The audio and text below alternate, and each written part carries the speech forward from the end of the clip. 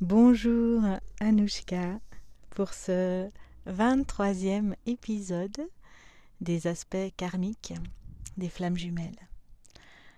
Je suis profondément heureuse d'être avec vous aujourd'hui, 14 février 2018.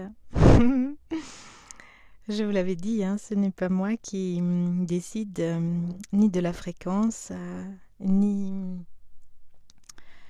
du jour où les capsules sont enregistrées. Et je trouve assez amusant, je trouve que c'est un joli clin d'œil finalement, que ce soit aujourd'hui que l'enregistrement se passe, le jour de la Saint-Valentin. Même si tout à fait personnellement, je ne suis pas tellement attachée à cette fête-là. Mais ce que j'aime bien, c'est le chiffre. Le 4 et le 1, ça fait 5, et le 5, c'est l'amour.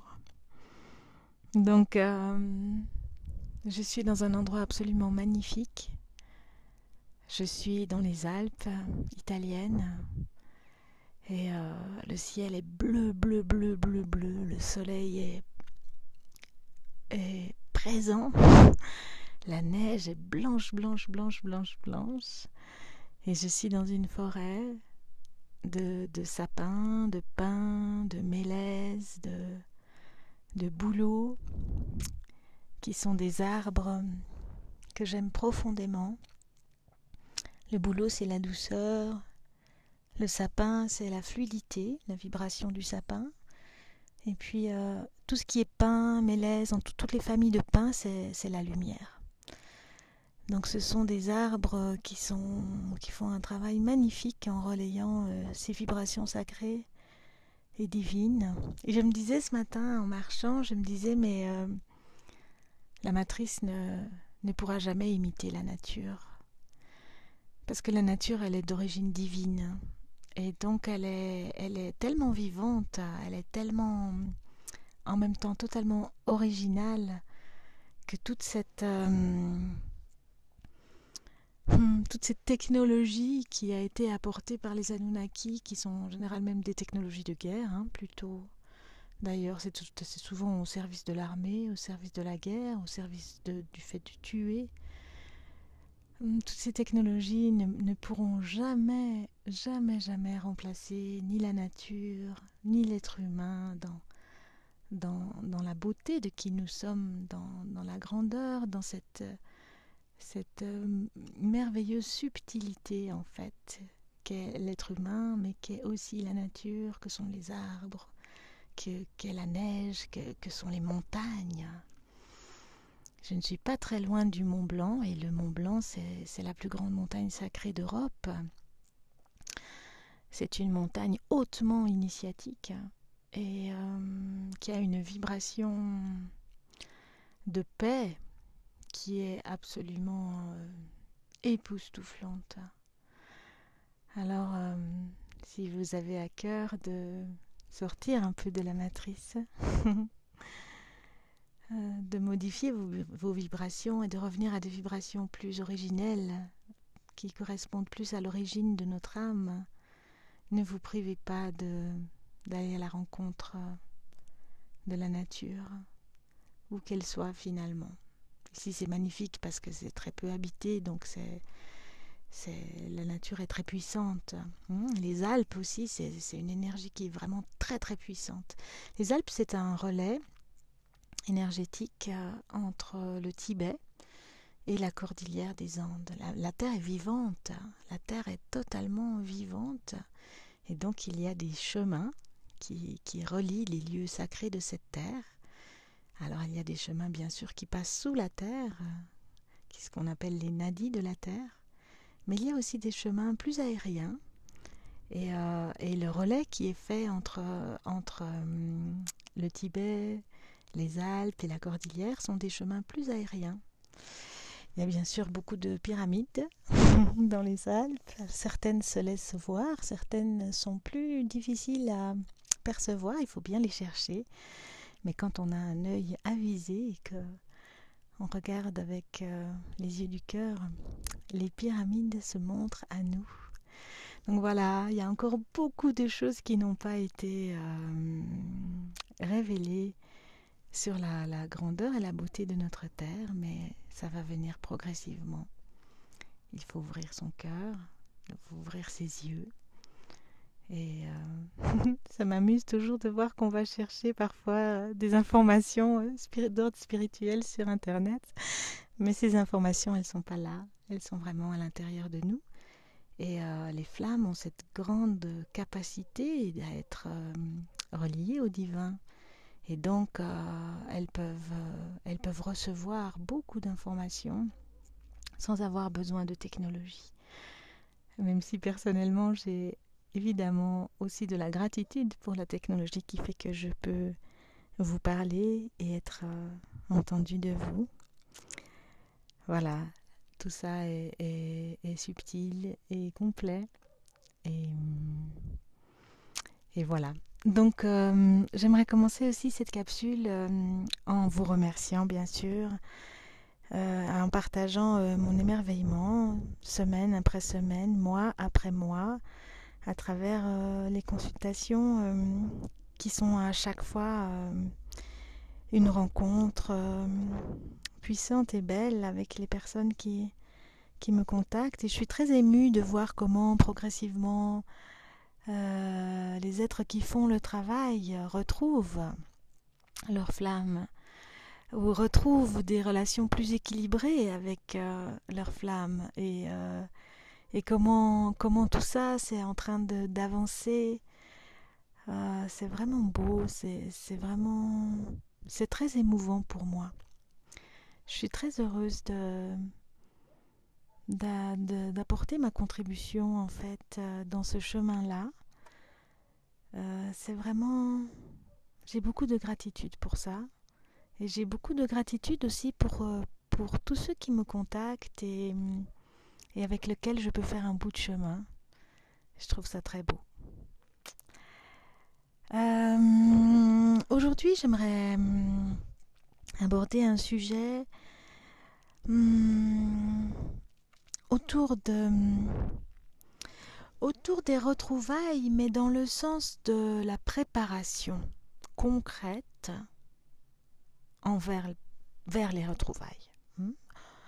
Bien sûr, tout le monde, nous sommes tous tellement impatients et nous sommes tous pleins d'ego. Nous aimerions tous que les choses se fassent en un tour de main, en une seule consultation et à toute vitesse. Et ce n'est pas comme ça. Nous avons mis des milliers d'années à être distordus et à prendre des décisions qui n'étaient pas reliées à notre source originelle.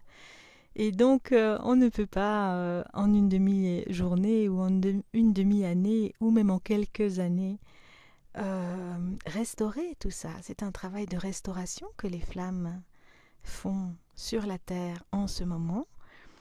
Donc, restauration d'elles-mêmes. Et à travers cette restauration d'elles-mêmes, elles restaurent le plan terrestre. C'est un travail de titan.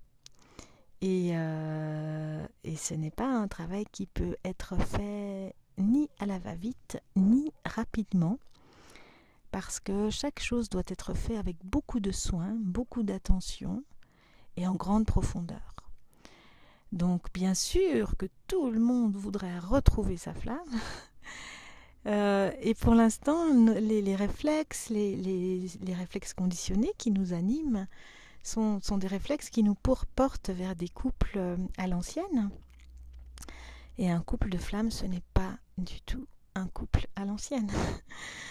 Et donc, d'ailleurs, c'est très beau de voir le chiffre 11.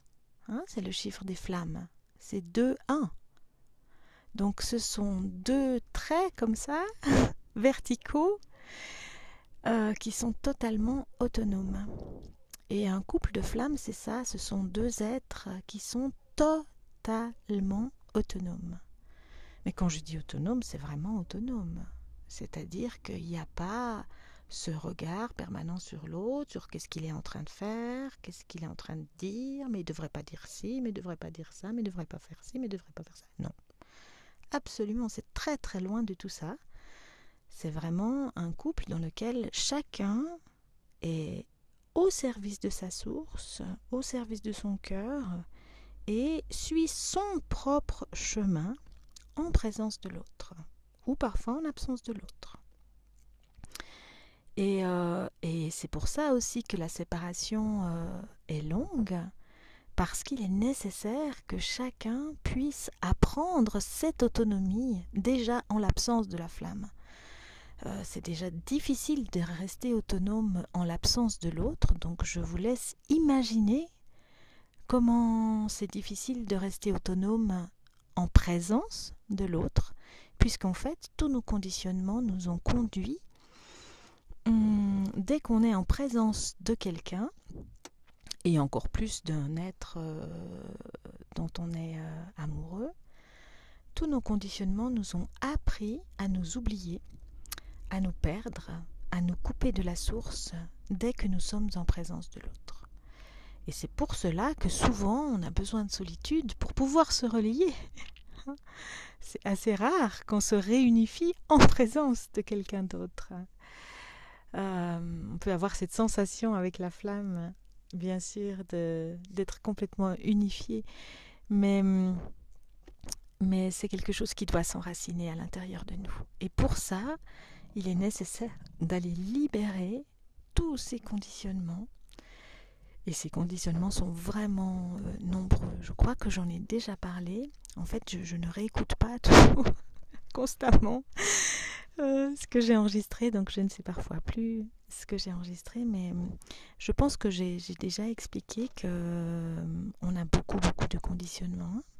On a déjà tous les conditionnements de notre âme et donc de tout notre parcours karmique.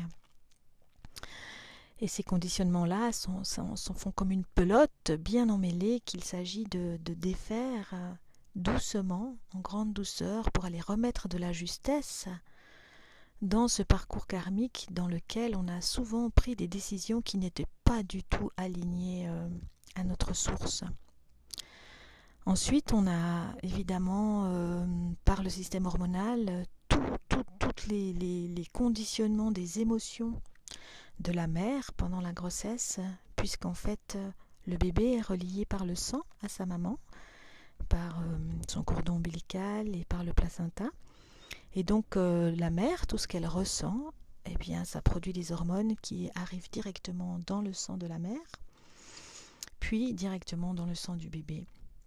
Donc, comme la plupart des femmes ont eu des mères dysfonctionnelles, je vous laisse juste imaginer les 9 mois de grossesse, ce qui a pu être transmis directement dans le sang de la flamme. Ensuite, bien sûr, il y a tous les conditionnements transgénérationnels qui passent plus par l'ADN et qui font qu'il y a tous les conditionnements qui viennent de la famille.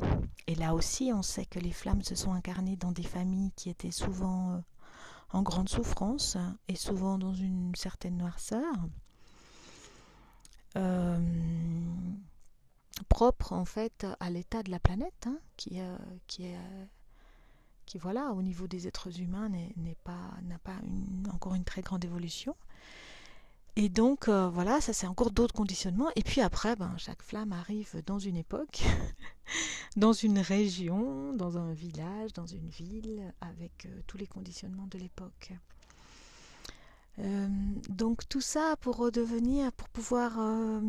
pouvoir redonner à chacune de nos cellules l'essence originelle de la source. Eh bien sûr, c'est pas quelque chose qui peut se faire rapidement. Et c'est quelque chose qui nécessite de la patience, beaucoup d'humilité, beaucoup d'humilité, et beaucoup de courage. Aussi beaucoup de courage. Vous en savez quelque chose, vous êtes tous quand même tellement courageux. Nous sommes tous tellement courageux. Je veux vraiment me mettre dedans. Donc voilà, donc tout ce travail se fait depuis maintenant plusieurs années pour les flammes qui ont découvert qu'elles étaient des flammes à partir de 2012.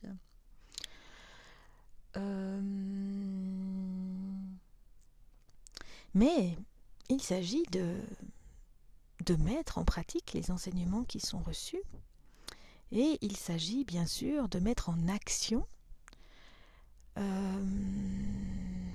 tous ces enseignements. Il ne s'agit pas uniquement de recevoir des enseignements initiatiques, d'avoir des prises de conscience. Tout ça passe par de l'action, par des choses très très très concrètes. Et bien sûr, ça par une modification complète de son langage, qui fait suite à une modification complète de la vision du monde. D'abord, changer la vision du monde, revenir à une vision beaucoup beaucoup plus originelle, désemprunter de la matrice, mais aussi passer à l'action, et passer à des actions justes, c'est-à-dire à agir à partir de la source, à partir de son âme, à partir de la lumière, à partir de l'énergie du cœur, et non pas à partir des conditionnements. Et ça demande énormément de discernement. Et le discernement n'est pas le fort de l'être humain, et n'est pas notre fort à nous non plus, flammes jumelles, puisque nous avons été fortement tordus, nous avons été tellement traumatisés que parfois notre discernement n'est pas là, et ce sont vraiment nos traumatismes ou nos conditionnements qui nous font agir. Donc pour retrouver ce discernement, c'est tellement important d'être relié à la source. Alors où est la source ? La source se trouve dans plusieurs endroits. La source se trouve bien sûr au cœur de l'univers. C'est cette énergie solaire, cette énergie christique, cette énergie de lumière qui se trouve dans un espace immense au cœur de l'univers, mais pas uniquement. Cette source se trouve aussi dans notre cœur, dans notre cœur sacré, au cœur de nous-mêmes, et elle se trouve aussi en germe dans chacune de nos cellules. Chez beaucoup de personnes, cette source à l'intérieur des cellules est endormie. Il s'agit de la réveiller, il s'agit de l'éveiller en fait. Et la source se trouve bien sûr, évidemment, également, pour nous les humains, au cœur de notre planète. Au cœur de la Terre, il y a un immense espace de lumière, une mer de lumière liquide, qui contient toutes les vibrations du Verseau. Et pour chaque être humain, 3 rayons ont été créés au moment de la naissance, comme des cordons ombilicaux, on pourrait dire, ont été créés entre le cœur de la Terre, le pied gauche de chaque être humain, le pied droit de chaque être humain, et bien sûr le sexe, entre le scrotum et l'anus pour les hommes, au niveau de la vulve pour les femmes. Et donc ces 3 rayons de lumière ont été créés, mais c'est à nous de les allumer. Alors bien sûr que si on va naître dans une famille d'initiés, on va s'entraîner tous les jours dans une famille d'initiés à activer ces canaux, à éclairer ces canaux, à les laisser éclairer et à se laisser nourrir en permanence, à laisser toutes nos cellules être nourries par cette lumière qui arrive du cœur de la Terre et qui arrive du cœur de l'univers et qui s'émane aussi de notre propre cœur vers nos bras, vers nos doigts, à l'intérieur de tout notre corps, de tous nos organes, et qui peut, à un moment donné, quand tout ça est éclairé, eh bien, chaque petit point de lumière qui se trouve au cœur de nos cellules, la partie de la source qui se trouve au cœur de chacune de nos cellules, comme dans les arbres, comme dans les légumes, comme dans tout ce qui est vivant sur la Terre, tout ça peut également se mettre à briller à l'intérieur de nous.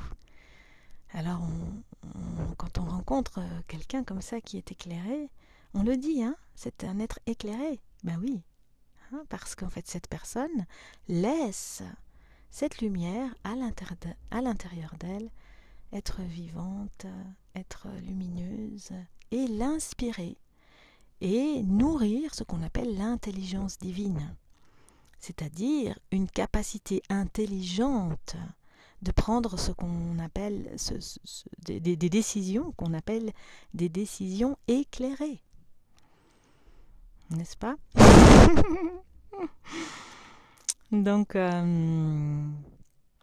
Donc tout ça n'a rien à voir avec la volonté.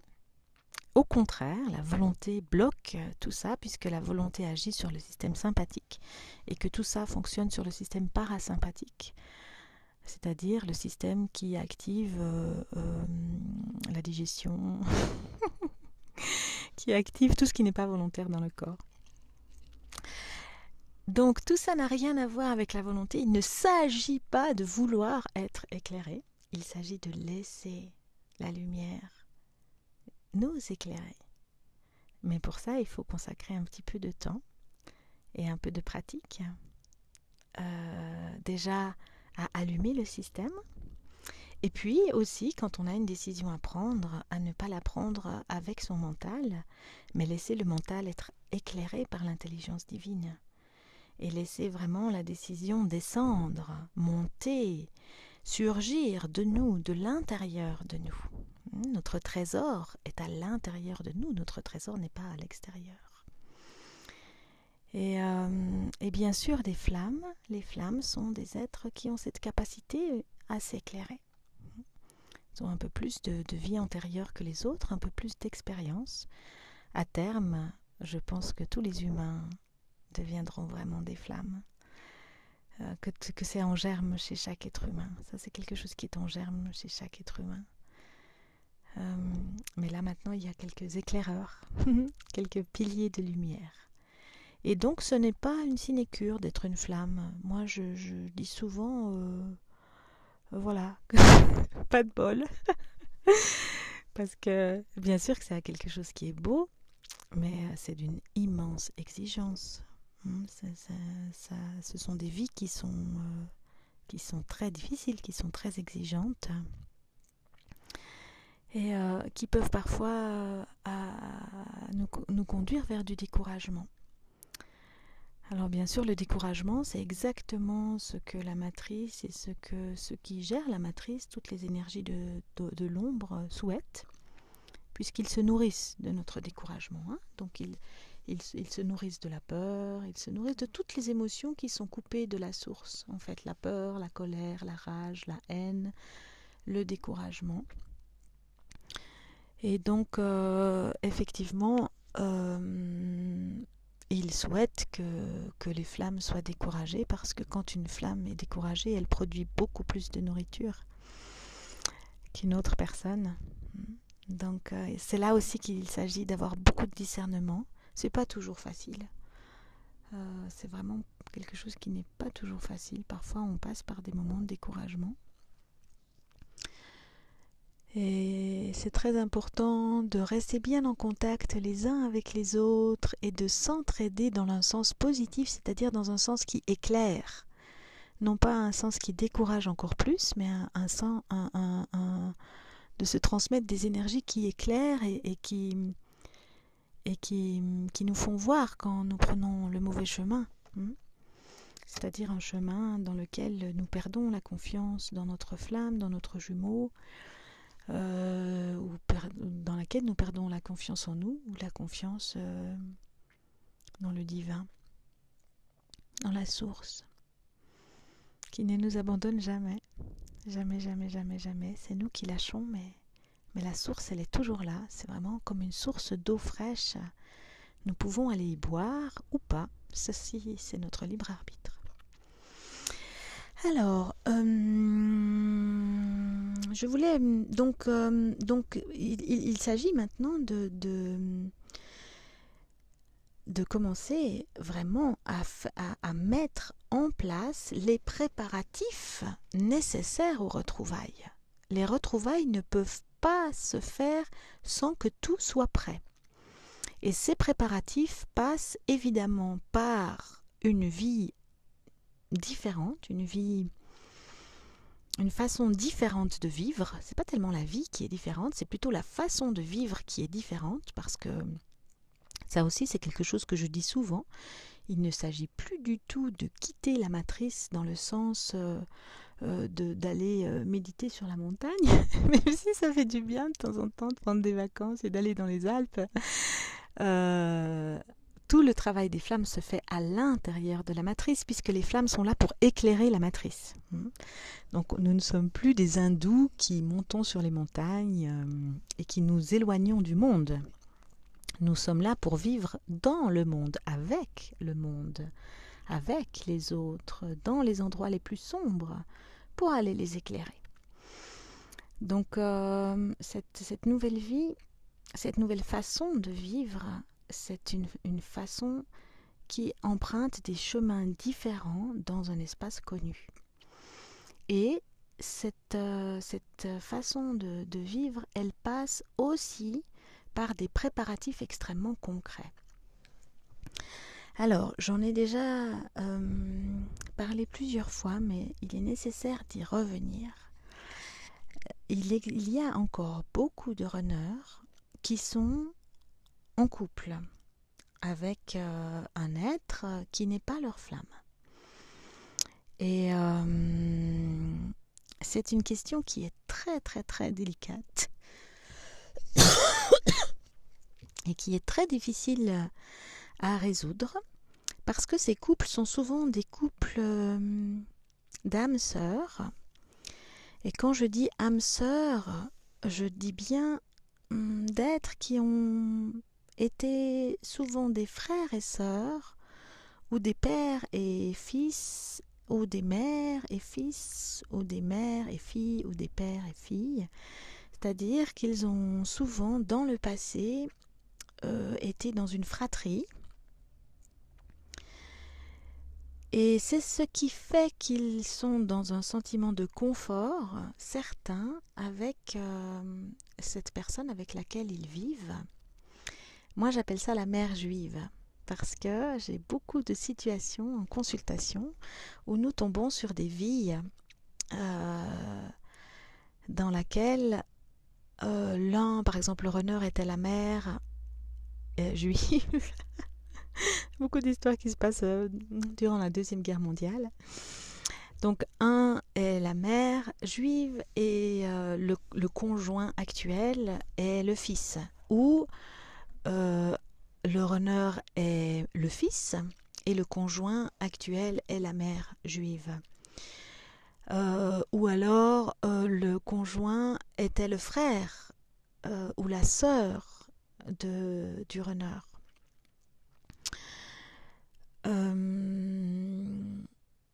Et donc, quand ces êtres se retrouvent sur ce plan, ils ont une sorte de... Ils sont un peu attirés l'un par l'autre. Et le lien qui les attire, c'est en général... Enfin, le lien a quelque chose de totalement rassurant, parce que c'est un lien de dépendance. C'est un lien qui fait qu'on ne peut pas se passer de l'autre, dans le sens où il y a un équilibre qui se crée. En général, le runner nourrit son conjoint de lumière abondamment, ce qui permet au conjoint de ne pas faire son travail personnel et de se nourrir de cette lumière abondamment. Et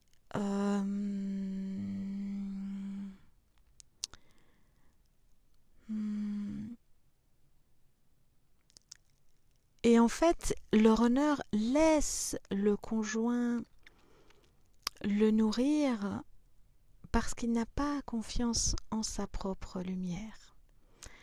Donc, en général, c'est le conjoint qui a le pouvoir et le runner se laisse abuser dans ce pouvoir en vouant une certaine vénération à son conjoint, sans absolument voir le taux vibratoire de ce conjoint, qui souvent a aussi été un bourreau. En tout cas, il y a beaucoup de vies où on retrouve ce conjoint du runner dans un rôle de bourreau. Et du coup, le runner est coincé. Le runner est prisonnier de cette relation. Et je pense que c'est très important que le chaser le comprenne.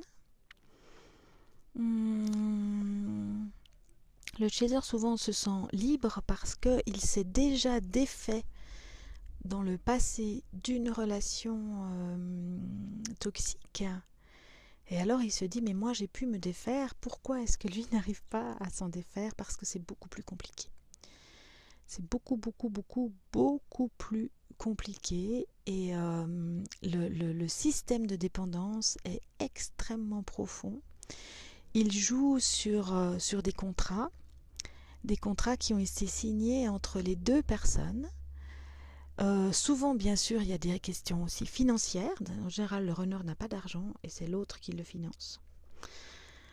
Ce n'est pas toujours, bien sûr, ne prenez pas à la lettre tout ce que je dis parce qu'il y a toujours des situations qui vont venir démentir ce que je suis en train de dire. Hein. Mais là, je vous parle vraiment en général, je veux dire dans le 80% des cas, le runner n'a pas d'argent et c'est son conjoint qui le finance. Et donc, il fait pression en étant totalement détendu, totalement ouvert, totalement sympathique. Tout ça, c'est un jeu. Hein. Et donc, ce sont des liens de dépendance qui sont très, très, très pernicieux parce qu'ils ne sont pas francs. Ils ne sont pas directs, ils ne sont pas exprimés. Et peut-être aussi même parce que parfois, je pense que le conjoint ne se rend même pas compte de la situation. Dans le général, ces conjoints ne sont pas forcément très éveillés. Et je pense que souvent, ils ne se rendent pas compte non plus. C'est-à-dire qu'ils sont nourris, ils sont dans l'exigence, dans une forme d'exigence vis-à-vis du runner, et le runner est dépendant et il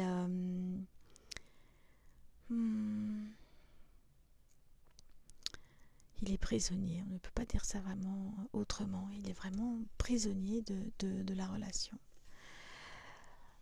Donc c'est compliqué. Donc c'est très compliqué parce qu'il ne peut pas simplement partir comme ça. Ça demande de faire des préparatifs et ça demande beaucoup de courage.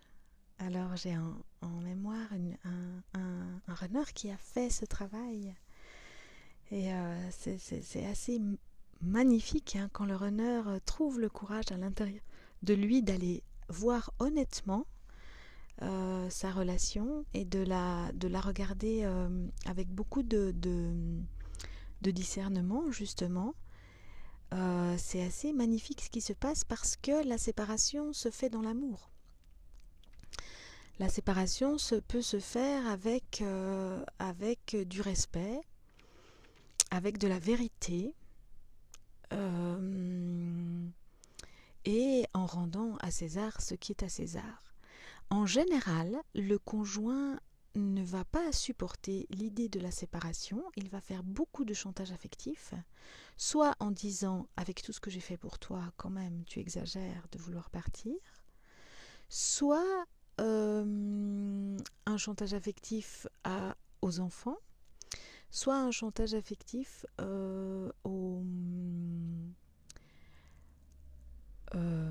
à l'argent, soit évidemment un chantage affectif avec « je t'aime tellement, je tiens tellement à toi ». Parce que cette personne ne se rend pas compte que ce à quoi elle tient, c'est à la nourriture énergétique que le runner lui apporte. Parce que le runner le comble de lumière, le remplit de lumière. Et ça, pour un conjoint, c'est quelque chose qui a une valeur énorme.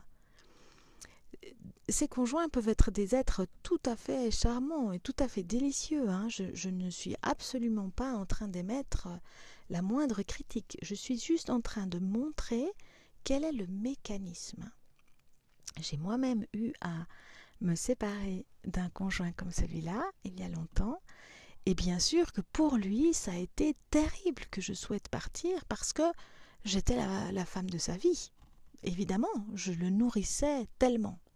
Et il ne voulait pas faire l'effort de trouver sa propre lumière. Alors, avec beaucoup de patience, avec beaucoup d'amour, avec beaucoup de justesse, avec des actions justes, posées les unes après les autres, ça a pris des années, mais finalement, il a trouvé sa source. Et c'est très beau parce que maintenant, il est vraiment complètement dans son énergie, dans sa source, et maintenant, il est plutôt dans la gratitude de cette séparation. Parce que ce n'était pas une relation qui pouvait vraiment être riche à long terme, parce qu'elle était en fait totalement déséquilibrée. C'est-à-dire que sous un aspect d'équilibre, de tranquillité, de confort, de relations qui semblent idéales, en fait, ce sont des relations qui sont extrêmement, on va dire, dysfonctionnelles en profondeur. D'ailleurs, cet être était aussi, dans mon passé, cet être était aussi un frère. Hein, un frère, nous étions frères et sœurs. On le voit souvent à ça. Hein, on voit souvent, on reconnaît souvent ce genre de relation dans le karma, au fait que dans le passé, ils n'étaient pas des couples, mais ils étaient frères et sœurs. Et parfois, ils étaient aussi des couples un peu incestueux. Hein. Ce qui n'est jamais le cas des flammes. Les flammes ne sont jamais des couples incestueux dans le passé. Jamais, jamais, jamais, jamais. Et ne sont jamais non plus des frères et sœurs. Donc, comment est-ce qu'on sort d'une prison comme celle-là si on est soi-même runner? Si on est soi-même runner, c'est vraiment important déjà de se connecter à la source et de demander de l'aide et de demander à être guidé. Parce que la sortie de cette prison-là est très très très très très compliquée, très très très complexe. Et elle nécessite de pouvoir voir les jeux qui sont en place et de pouvoir dire à l'autre: je sais que tu comptes sur moi, je sais que tu tiens à moi, mais je te rends ta liberté pour que tu puisses trouver ton alignement personnel, ta puissance à toi. Et aussi pour que le conjoint puisse trouver sa flamme ou l'être qui lui est destiné. Parce que parfois dans ces couples-là, on ne se rend pas compte qu'en restant avec l'autre, on l'empêche de rencontrer la personne qui lui conviendrait véritablement, d'une façon dans une relation plus saine. Donc si on est soi-même runner, il y a vraiment un travail à entreprendre. Et si possible de se faire aider pour ce travail, de façon à pouvoir vraiment déjà trouver son alignement, sa propre lumière. Bien sûr que, en fait, quand je dis sa propre lumière, mais c'est la conscience de sa lumière. Parce que souvent, le runner ne réalise pas à quel point il est lumineux. Et il ne réalise pas tout ce qu'il donne. Et à quel point il nourrit justement l'autre. Donc souvent, il y a des contrats. Et ces runners disent, on respecte le contrat. On a passé un contrat, le contrat est respecté, donc je ne peux pas partir. Sauf qu'un contrat, comme toute chose, on peut y mettre un terme. C'est possible. J'aimerais vraiment parler avec beaucoup de doigté parce que c'est un sujet qui est délicat. Et moi, je suis pour la paix dans les familles, mais pas à n'importe quel prix. Et ces relations-là sont les plus difficiles parce qu'elles semblent paisibles. C'est en général des relations où il n'y a pas de conflit. Les uns vivent à côté des autres et puis ça va très bien comme ça. On n'a pas de raison. Enfin, l'autre apparaît vraiment comme le summum de ce qu'on pourrait souhaiter. Et du coup, on ne voit pas ce qui se joue. Donc dans le karma, par exemple, quand on a cette mère juive ou ce fils juif, on voit une personne. Alors par exemple, si c'est le fils, si le runner est le fils, il est totalement assujetti à sa mère. Il devient le conjoint de sa mère. C'est-à-dire que la mère juive a une relation avec son mari qui est catastrophique. Elle est délaissée par son mari. Parfois, elle a même été abusée ou violée. Donc, elle a très très peur pour son enfant et elle surcouve son enfant qui, en échange, la nourrit. Donc, lui donne la lumière et elle le protège. Voilà le contrat. Donc, dans ce contrat-là, il n'y a pas d'autonomie. On n'est pas dans un couple autonome. Du tout. On n'est pas dans un couple où chacun est relié à sa source et qui partage avec l'autre son trésor. On est avec... Et donc le fils, le runner, qui est le fils, lui, il est complètement au service de sa mère. En général, la flamme n'est pas très loin. Sa flamme n'est pas très loin dans le karma. Mais il ne peut pas avoir accès à sa flamme parce qu'il est au service de sa mère. Et alors bon, bien sûr, dans tous ces karmas, comme ça se passe pendant la Deuxième Guerre mondiale, beaucoup se passe pendant la Deuxième Guerre mondiale, ça ne fait que compliquer un petit peu les choses. Puisqu'en fait, voilà, après il y a des dangers, donc la mère a peur pour son fils, parce que c'est pas... Et elle lui fait croire qu'elle l'aime, donc elle lui dit tout le temps, mais je t'aime tellement, et le runner il croit ça. Le runner il est naïf, les flammes sont naïves. Donc le runner il est naïf, donc il va croire que ça c'est de l'amour, et il va confondre amour et possessivité. Il va confondre amour et surprotection. Il va confondre amour et dépendance. Parce qu'il ne se rend pas compte qu'il est dépendant. Parce que cette dépendance, elle n'est pas affichée. Elle est souterraine. Et donc, il est complètement dépendant de cette mère juive qui le surcouvre. Il devient l'homme de la famille, donc il est valorisé. Parce qu'elle lui dit qu'il est tellement fantastique. Et lui, ça lui fait du bien. Et du coup, au fur et à mesure que ça s'installe, son discernement disparaît. Il n'a plus de capacité de discernement pour se dire c'est ma mère. Je n'ai pas à être le conjoint de ma mère. Je dois être le conjoint de ma flamme. Vous voyez ? Mais il est bloqué. Il est bloqué dans cette histoire.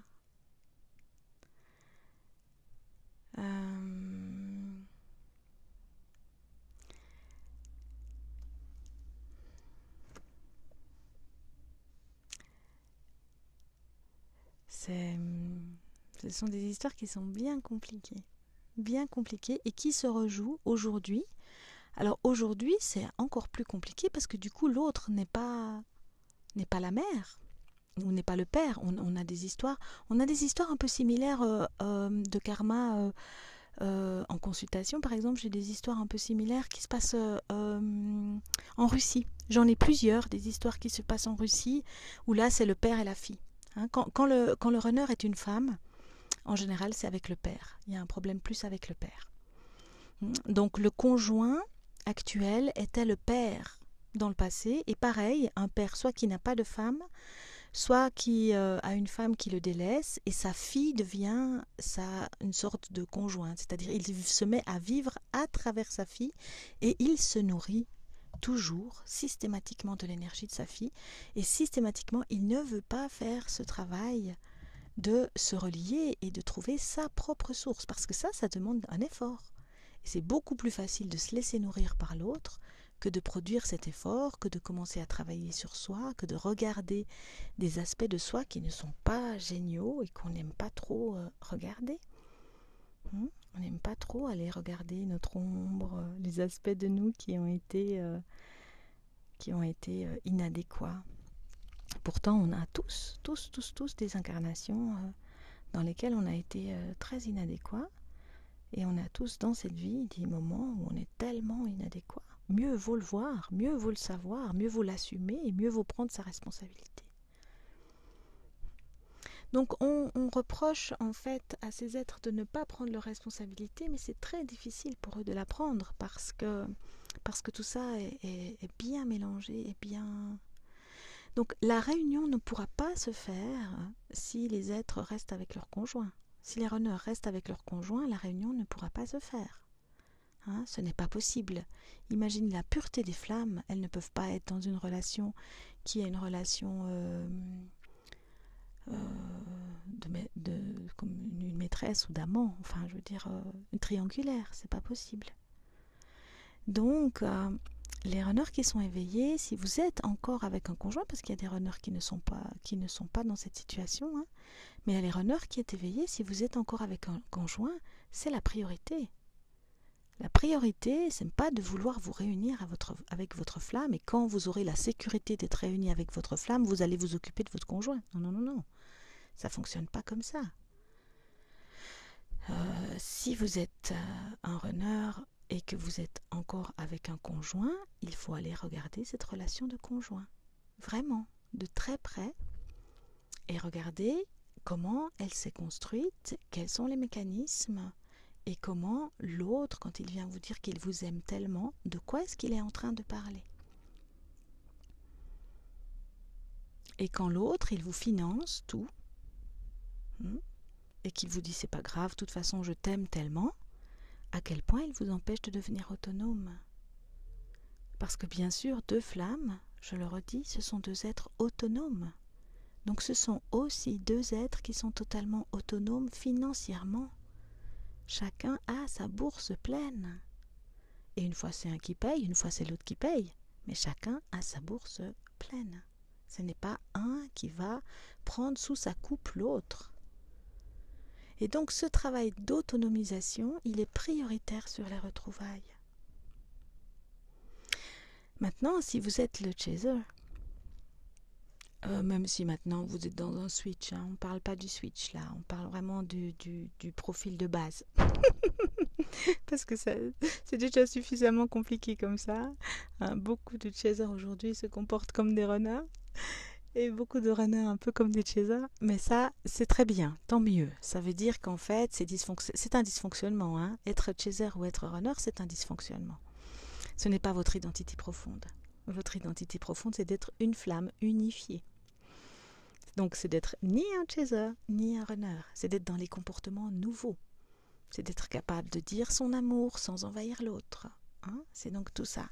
C'est d'être dans des actions intelligentes, subtiles et justes. Mais si vous êtes le chaser de base, alors c'est très difficile pour vous parce que vous assistez à cette relation dysfonctionnelle chez votre jumeau. Vous voyez très très bien le jeu. Vous avez le discernement pour l'autre. Le discernement qu'il n'a pas ou qu'elle n'a pas, vous l'avez. Et vous voyez très bien dans quelle situation il est. Et l'autre vous décrit son conjoint comme étant la plus pure merveille. Et en fait, vous n'avez aucun... Enfin, vous voyez parfaitement le jeu. Et vous ne pouvez pas, bien sûr que beaucoup de chasers le font, mais ils ont totalement tort. Ils vont aller dire, oui, mais tu es avec quelqu'un de comme ci, de comme ça, de comme ça. C'est évidemment absolument pas ce qu'il faut faire.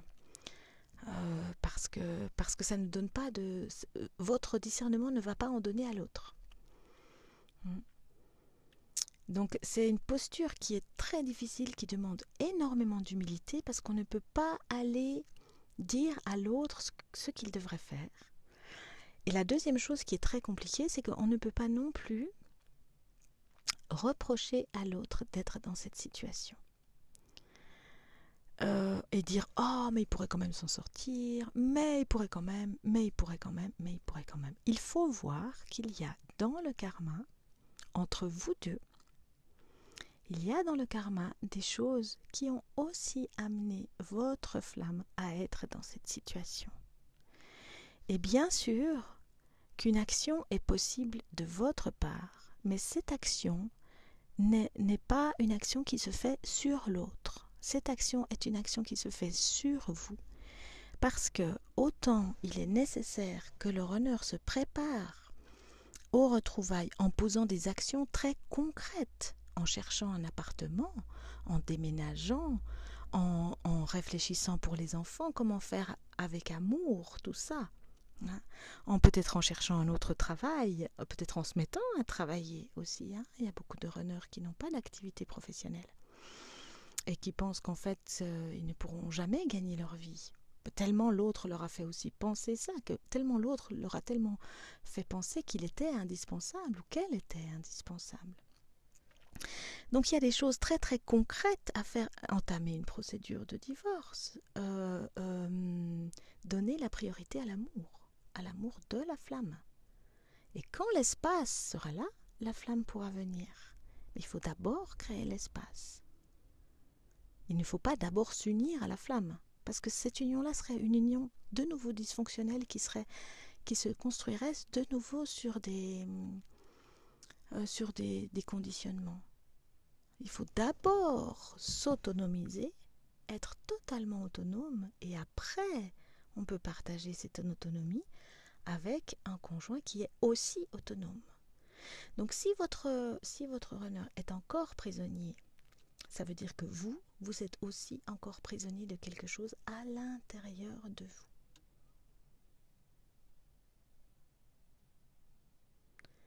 Ce qui est très difficile pour le chaser, de base, c'est d'ouvrir son cœur à l'amour, dans son dos.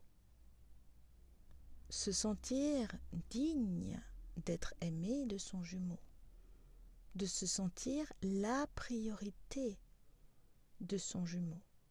Évidemment, le jumeau ne va pas lui faire sentir ça, forcément, parce que sinon il n'y aurait pas de travail, il n'y aurait rien à faire. Si le jumeau lui faisait comprendre qu'il est la priorité, le chaser n'aurait plus ce travail à faire. Donc, le runner ne va surtout pas montrer à son jumeau qu'il est prioritaire pour lui. Parce que c'est le chaser qui doit descendre à l'intérieur de lui, se donner cette priorité.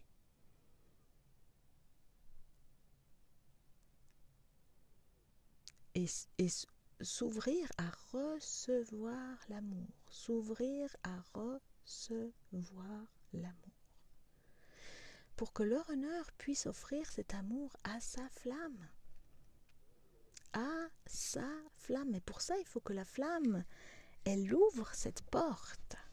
Et cette porte-là, c'est pas une porte qui s'ouvre en 1 heure de consultation, ou en 1 jour, ou en 6 mois. C'est quelque chose qui est très profond.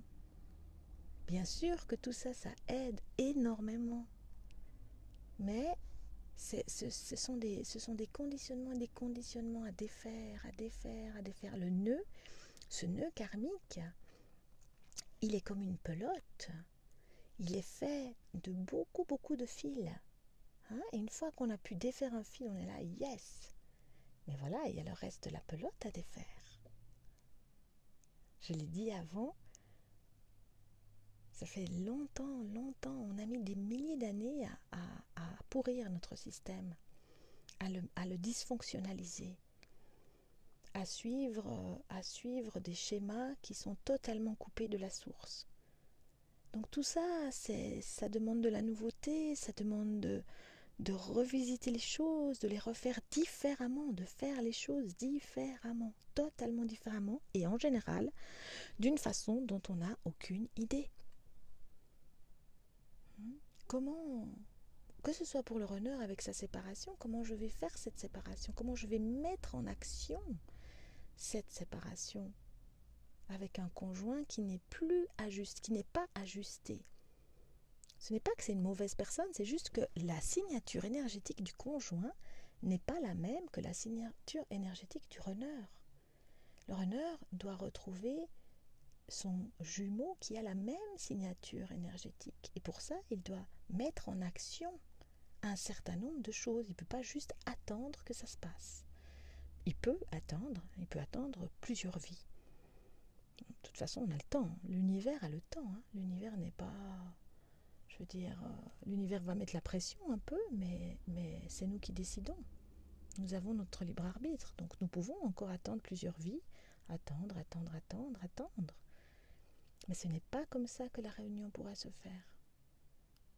La réunion, elle passe vraiment par cette action de la part du runner et de la part du chaser, de cette ouverture à se donner la priorité, à faire confiance d'une façon absolue à la source et à faire confiance d'une façon absolue à son jumeau, sans aucune critique, en comprenant sa situation. Et ça, je ne peux pas en parler maintenant parce que c'est tellement complexe et que les capsules, elles sont un peu des capsules tout public, elles sont sur internet, donc je ne peux pas partager dans les consultations, dans les capsules, ce que je partage dans les consultations. Évidemment, on peut aller bien plus en profondeur dans les consultations. Mais le chaser a un rôle dans le fait d'aller ouvrir la porte pour le prisonnier, qui est le runner. Le runner est emprisonné.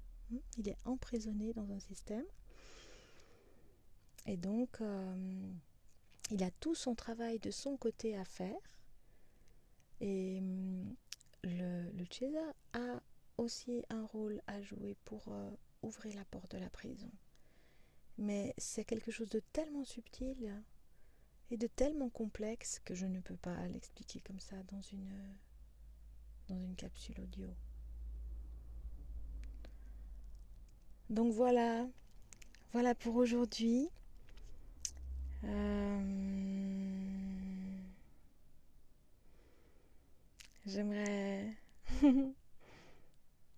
J'aimerais partager avec vous la confiance que je ressens envers ce processus qui est vraiment incroyable, qui nous transforme en profondeur, et ce n'est qu'un début. Ce n'est qu'un début, vraiment. Donc, gardons confiance en nous. La seule chose qui est importante à ce stade, c'est que chacun se transforme lui-même. Et ceux qui ont la chance d'avoir des moments de retrouvailles avec leur flamme, savourez ces moments qui sont tellement importants, qui sont tellement délicieux, qui sont tellement merveilleux. Et puis, hop, on revient ensuite chacun à soi. Et là, on démêle, on fait le ménage, on fait de l'ordre, quelle que soit la posture qui est la nôtre, quelle que soit la polarité qui est la nôtre dans ce couple de jumeaux.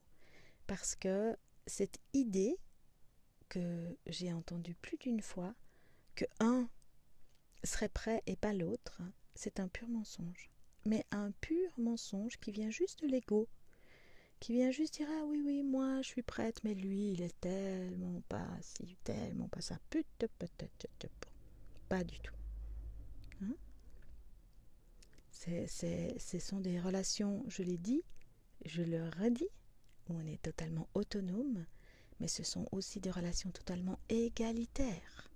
Il ne peut pas y en avoir un qui est plus avancé que l'autre. C'est juste que, comme ce sont des polarités différentes, ce que chacun a travaillé est différent. Et ce n'est pas en vous comparant aux autres que vous avancerez. La comparaison est vraiment dans ce domaine. Peut-être qu'il y a des domaines où la comparaison, elle nous fait avancer, je ne sais pas. Mais dans le domaine des flammes, la comparaison, elle est vraiment, vraiment nocive. Donc, plutôt que de vous comparer, regardez où est-ce que vous en êtes, soyez honnête avec vous et reconnaissez que vous êtes encore tellement, tellement conditionné.